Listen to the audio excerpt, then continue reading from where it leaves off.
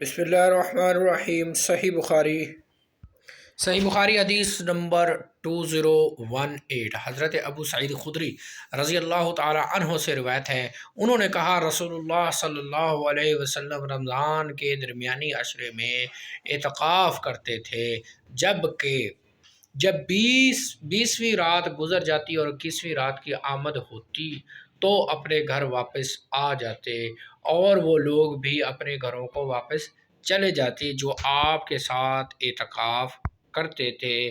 پھر ایک رمضان میں جب آپ اعتکاف سے تھے تو اس رات بھی مسجد میں مقیم رہے، جس میں آپ کی عادت گھر واپس آنے کی تھی۔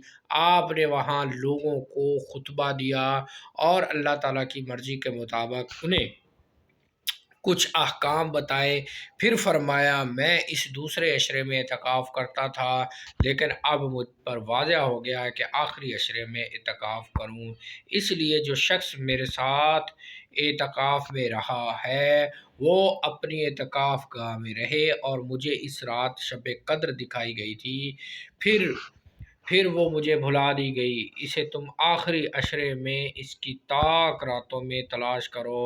میں نے خواب میں دیکھا کہ میں پانی اور مٹی میں سجدہ کر رہا ہوں۔ اس رات خوب بادل کڑکا اور بہت بارش ہوئی، نبی صلی اللہ علیہ وسلم کی جائے نماز پر مسجد ٹپکنے لگی۔ یہ 21ویں رات تھی۔ میری آنکھوں نے آپ کو دیکھا کہ آپ صبح کی نماز سے فارغ ہوئے تو آپ کی پیشانی پر پانی اور کیچڑ سے بھری ہوئی تھی، آپ کی پیشانی پانی اور کیچڑ سے بھری ہوئی تھی، یعنی خواب سچا ہو گیا۔ 2019 صحیح بخاری حضرت عائشہ رضی اللہ تعالی عنہا سے روایت ہے، وہ نبی صلی اللہ علیہ وسلم بیان کرتی ہیں کہ آپ نے فرمایا شب قدر تلاش کرو۔ صحیح بخاری 2018